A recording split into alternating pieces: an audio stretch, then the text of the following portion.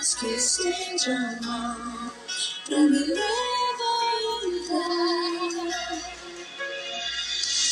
Senhor, que não quero tudo, que quero poderoso pra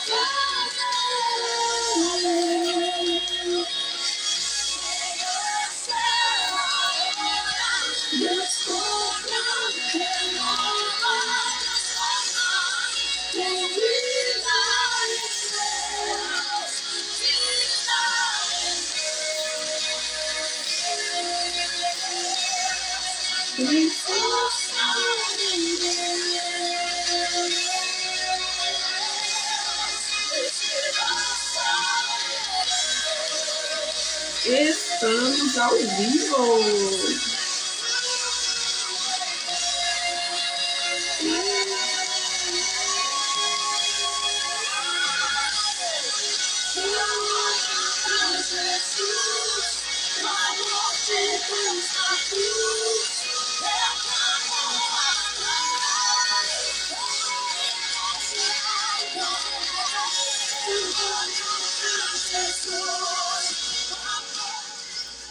Estamos ao vivo. Oi, pessoal, como estão? Vocês estão bem? Olha só, mais uma live do livro Bom Dia, Espírito Santo, de Benny Hinn. E, pessoal, estamos no capítulo 10 desse livro incrível, desse livro rico, onde a gente aprende mais sobre o Espírito Santo, né? Sobre a Trindade, Deus Pai, Deus Filho, Deus Espírito Santo, a divindade. Então, hoje estamos no capítulo 10 e bora lá. E antes eu queria desejar, hoje é segunda, né? Uma semana maravilhosa para você e sua família, repleta de realizações do Senhor. Que você possa fazer o que precisa ser feito no dia de hoje e na semana, para que a sua semana seja extraordinária. Eu costumo falar que cada semana é um presente assim, de Deus para você fazer a diferença na sua vida. Então, faz o que precisa ser feito, parte para a ação e vai para cima. Deixa eu desativar os comentários e bora lá. Capítulo 10 do livro Bom Dia, Espírito Santo. A pouca distância. Por que Deus não responde à minha oração? Por que não posso receber livramento e cura? A resposta para a sua necessidade mais urgente está perto, muito mais perto do que você imagina. Pode fazer desaparecer apenas uma palavra dita do fundo do seu coração, pode fazer desaparecer rapidamente as nuvens mais negras em sua vida. Está na hora de parar de pensar que Deus é um espírito inatingível, residindo a milhares de quilômetros de distância. O Pai está tão perto que você pode falar com Ele a qualquer momento. E seu espírito está tão próximo que Ele pode dar-lhe conforto, paz e orientação. Tudo o que você precisa é pedir e confiar em que Ele vai agir. É somente crer. E o que descobrir no Espírito não é algum segredo envolto em mistério. É algo tão real quanto a própria vida e tão próximo quanto as batidas do seu coração. Essa é a razão do meu desejo de compartilhar essa descoberta com você. A obra da divindade. Fraqueza ou vontade. Vamos começar com este fato sobre a divindade. O que se aplica a um não se aplica necessariamente aos três. Eles são, algumas vezes, diferentes, até na maneira como se movem e como falam. Já discutimos o fato dos membros da divindade serem pessoas distintas. Todavia, eles são um. Mas quando se trata da nossa relação e comunicação pessoal com Deus, é essencial compreender o Pai, o Filho e o Espírito Santo. Toda vez em que você vê Deus trabalhar, você o vê como um só Deus. Mas você começa a perceber algumas diferenças no modo como pensam e como agem.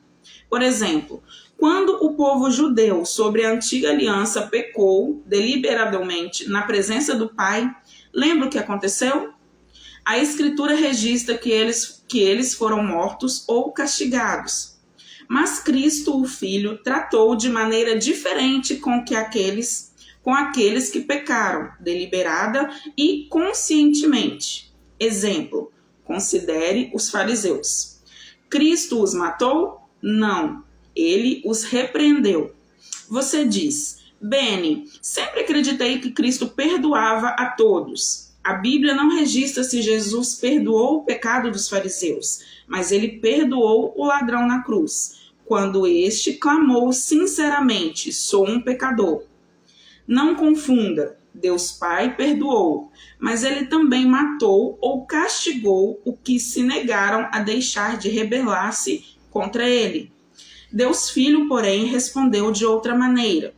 Em vez de matar ou julgar o pecador deliberado, ele simplesmente censurou. Você pergunta, mas e o Espírito Santo? Qual a sua reação a uma pessoa que peca consciente ou deliberadamente? Ela reage de modo diverso do Pai e do Filho. O Espírito não os remove ou repreende. Ele os condena e retira o poder da sua presença. Para onde devo olhar? A Trindade, como vemos, é composta por 3 pessoas distintas e únicas, mas você precisa compreender a sua unidade. É essencial que reconheça que a unidade abrangente de que falamos está ligada à obra e essência da divindade, que é Deus Pai, Deus Filho e Deus Espírito Santo. A palavra deixa claro que há diferenças ou diversidades de administração na divindade. Todavia, eles são um. Paulo explicou isto à igreja de Corinto e também há diversidade nos serviços, mas o Senhor é o mesmo. E há diversidade nas realizações, mas o mesmo Deus é quem opera tudo em todos. E a seguir escreve, a manifestação do Espírito é concedida a cada um, visando a um fim proveitoso. Paulo estava desvendando a operação da divindade. Ele explicou que o Senhor Jesus é o administrador, o Pai é o operador e o Espírito Santo é o manifestador. Essa é uma das poucas vezes na palavra em que Jesus é mencionado em primeiro lugar e o Pai em segundo, na ordem de reconhecimento. Vamos colocá-los de volta na ordem bíblica, usual. Qual a principal obra do Pai? Ele opera. E do Filho? Ele administra a operação do Pai. E o Espírito Santo manifesta a administração dessa operação. Se você precisa de vida, a quem pede? Pede ao Pai, porque Ele é o doador de toda boa dádiva e todo dom perfeito. Você diz, Beni, eu pensava que deveríamos pedir a Jesus.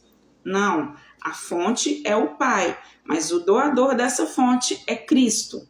E o poder da fonte é o Espírito Santo. Portanto, quando você precisa de vida, eis o que acontece. Você olha para o Pai e diz, Pai, dê-me vida, ou cura, ou livramento. Veja bem, Deus é a fonte de vida. Jesus disse, pedi ao Pai em meu nome. Mesmo que esteja se aproximando de Deus através do Filho, é ainda ao Pai que você está pedindo a dádiva. E o seu pedido vai através do Filho para o Pai. Como essa dádiva é devolvida? Digamos que o seu pedido é de cura. Deus Pai, lembre que Deus é 3 pessoas. Deus Pai, Deus Filho e Deus Espírito Santo. Olha para Deus Filho e diz, quer por favor curá-lo? Cristo entrega a cura. Por quê? Porque esse é o papel do administrador. A própria palavra administrar significa ministrar ou servir. O Pai entrega, então, a cura ao Filho, e o Filho a serve a você. Você pode imaginar-se estendendo as mãos para receber a sua cura, e de alguma forma parece que ela está fora do seu alcance? Você estica os braços o mais possível, mas o dom parece escapar-lhe. Tão perto e ao mesmo tempo tão distante. O que aconteceu? O que faltou? É nesse ponto que a obra do Espírito entra em cena. Ele se apresenta para manifestar a cura que foi promovida por Deus e servida por seu Filho. É o Espírito que completa o processo de cura. Ele está ao seu lado. O início foi o Pentecostes. O Espírito Santo desceu do céu para manifestar a palavra da divindade. E onde está exatamente o Espírito hoje? Onde ele reside? O Espírito não está ao lado de Jesus, como muitas pessoas bem intencionadas acreditam. E ele não está ao lado do Pai. Ele foi dado a você e a mim como um consolador, ou aquele que está ao nosso lado. O Espírito Santo é seu ajudador. Ele é o seu assistente para ajudar você a receber a vida, receber a cura ou o livramento de que precisa tão desesperadamente. Muitas vezes alguém pergunta: Beni, a quem devo orar? Minha resposta é: não confunda as coisas. Você deve orar ao Pai. Mas, replica o interlocutor, você disse que devemos falar ao Espírito. Tenho de ensinar. Há uma enorme diferença entre falar e orar. Eu jamais orei ao Espírito Santo. Você sabe qual o significado da palavra oração? Oração significa petição. Em outras palavras, você apresenta a sua necessidade e pede uma resposta. Você procura e espera receber. Você nunca procura o Espírito. É Ele quem ajuda você a procurar. Eu ainda não disse, Espírito Santo, dá-me. Mas posso contar as vezes em que eu disse, precioso Espírito Santo, ajuda-me a pedir. Você está começando a entender que a sua resposta está bem perto? Apenas uma palavra, esperando para ser dita. Pode ser um problema físico que esteja atormentando você há anos. Ou talvez seja um hábito que parece impossível abandonar. A resposta que você precisa está bem próxima. Não está na hora de voltar-se para o Espírito de Deus e dizer: Espírito Santo, tu és meu ajudador, preciso de ti. Quero ajudar-me. Agora? No momento em que se pronunciar essas palavras com sinceridade, o Espírito Santo vai pôr a sua mão sobre você e algo maravilhoso acontecerá. De repente, você vai encontrar-se literalmente no Espírito, absolvido na sua presença e na sua pessoa. 3 pequenas palavras. Quando o Pai dá algo a você, ele vem do Pai. Quando o Filho lhe dá algo, isso geralmente é descrito como vindo através de Jesus. Mas quando o Espírito Santo supre, isso é dado nele. Em 3 pequenas palavras, mas elas são fortes e poderosas. Quando lemos a palavra de Deus, o padrão é surpreendente. Sempre que o Pai é mencionado, isso é feito em termos de o amor de Deus, o poder de Deus, a graça de Deus. É assim que é apresentado repetidamente. Mas como Cristo é descrito? A Escritura nos ensina muitas vezes que louvamos através do Filho, recebemos por intermédio do Filho e assim por diante. Quando se trata do Espírito Santo, todavia, a terminologia muda. É usada a palavra em ou no. Andai no Espírito e jamais satisfarei as concupiscências da carne. Está em Gálatas 5,16. E se vivemos no Espírito, andemos também no Espírito. Cristo disse à samaritana junto ao poço: Mas vem a hora e já chegou, quando os verdadeiros adoradores adorarão o Pai em espírito e em verdade, porque são estes que o Pai procura para seus adoradores. A palavra em aqui significa simplesmente um com ele. Ou seja, Cristo disse que o Pai procura aqueles que adoram e tem unidade com o Espírito. Você está andando em comunhão com o Espírito? Você está vivendo uma comunhão com o Espírito? Alcançar esse relacionamento não é difícil. É tão simples quanto dizer ao grande ajudador: ajuda-me. É então que o Espírito de Deus irá tocar você e assisti-lo. Quando estender as mãos para receber aquilo que Deus quer que receba. O importante em tudo isso é que você compreenda que a Trindade, Deus Pai, Deus Filho e Deus Espírito Santo, está verdadeiramente operando em conjunto para cumprir um alvo, satisfazer a sua necessidade. Eles são o Pai, o Filho e o Espírito Santo, mas são um. São uma equipe de pessoas unidas em natureza, trabalhando juntas de completo acordo e em eterna harmonia. Uma relação de aliança.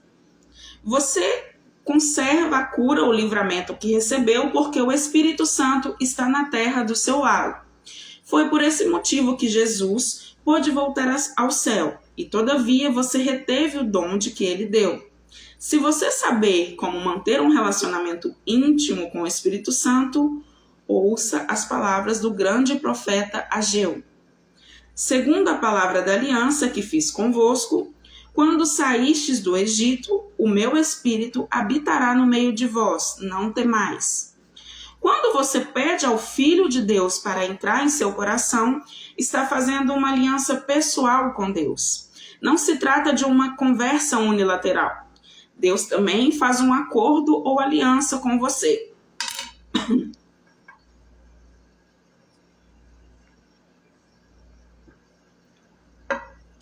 Olha só, não se trata de uma conversa unilateral. Deus também faz um acordo de aliança com você. Ele sempre agiu desse modo.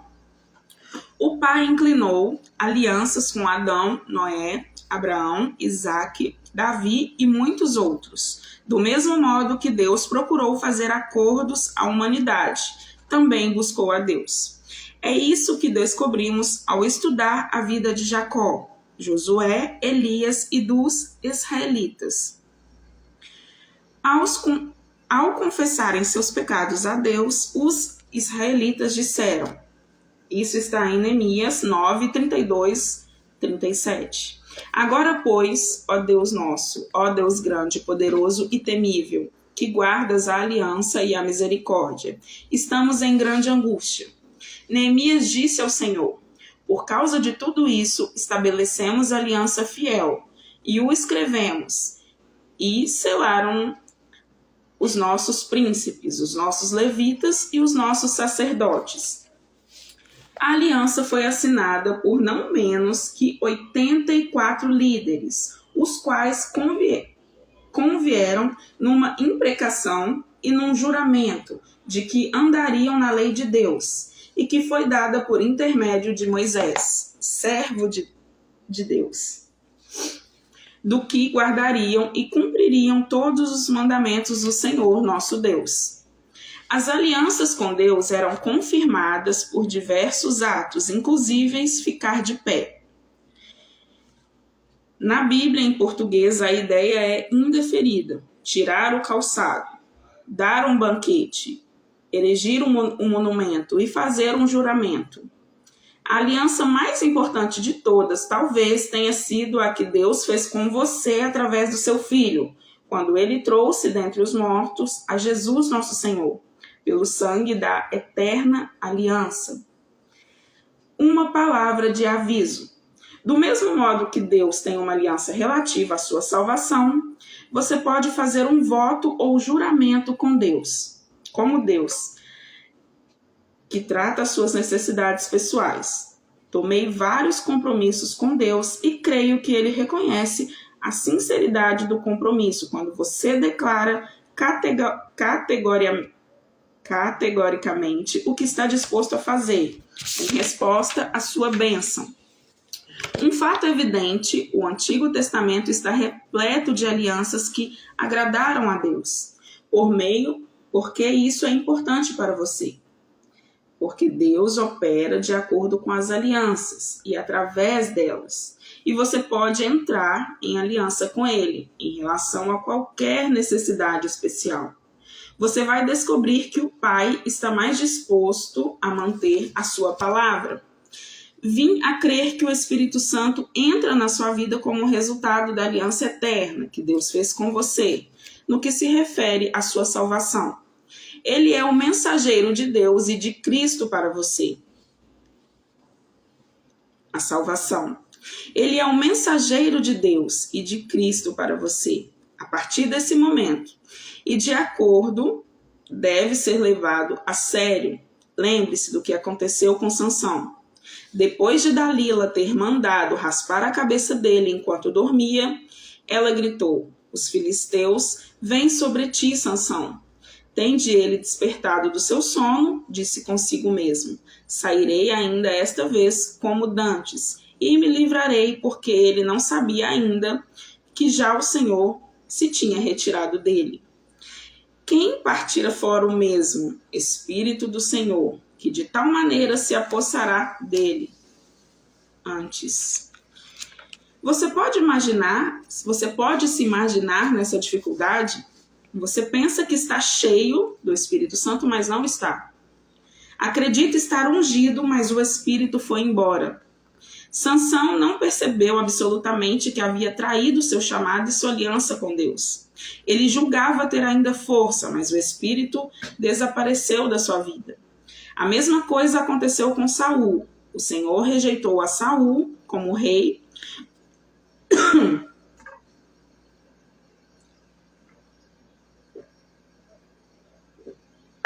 A mesma coisa aconteceu com Saul. O Senhor rejeitou a Saul como rei, porquanto deixou de me seguir e não executou as minhas palavras. O Espírito Santo não só abandonou Saul, como algo pior aconteceu. O Espírito Santo não só abandonou Saul, como algo pior aconteceu. Tendo-se retirado de Saul o Espírito do Senhor, da parte deste, um espírito maligno o atormentava. Gente, olha que forte que vai vir esse tópico agora. O vácuo será preenchido. O vazio será preenchido. Você sabia que todo incrédulo é influenciado por demônios? Isso parece chocante, mas é o que a Bíblia diz. Ele vos deu vida, estando vós mortos nos vossos deleitos e pecados, nos quais andastes outrora, segundo o curso deste mundo, segundo o príncipe da potestade do ar, do Espírito, que agora atua nos filhos da desobediência. Isso está em Efésios 2, versículo 1 e 2. Você pode dizer, mas isso nunca aconteceria comigo. Estou cheio com o Espírito Santo. Isso talvez seja verdade, mas se por qualquer razão a presença do Espírito Santo abandonar você, surge um vácuo, surge um vazio. E é justamente isso que Satanás está esperando. A sua influência se transforma então em opressão. Ninguém gosta de falar em demônios. Os pregadores não fazem sermões a respeito disso. Os cristãos não os discutem. Os pecadores apagam o terrível tópico da sua mente. É o mesmo que faz um político quando evita o problema das drogas, da criminalidade, pensando que de alguma forma ele vai desaparecer. Mas Cristo falou do assunto sem medo. Ele falou que os demônios estão ansiosos por invadir a sua vida. Jesus disse aos fariseus: quando o espírito imundo sai do homem, anda por lugares áridos, procurando repouso, porém não encontra. Por isso diz: voltarei para a minha casa, da onde saí. E tenho voltado. A encontro vazia, varrida e ornamentada. Então vai e leva consigo outros 7 espíritos piores do que ele, e entrando ali, habitam. Preste atenção no que o Senhor diz em seguida. E o último estado daquele homem torna-se pior do que o primeiro. O plano de ataque de Satanás é este: todo demônio que partiu volta para uma visita, para ver se ainda há oportunidade. Se houver uma chance, ele trará outros em sua companhia. É uma sensação é uma situação amedrontadora, mas você pode evitá-la, mantendo-se sempre completamente e totalmente cheio do Espírito Santo e jamais quebrando a sua aliança com Deus. Está lembrado da história dos discípulos que falharam na sua tentativa de curar uma criança? Isso aconteceu quando Cristo estava no Monte da Transfiguração sendo glorificado.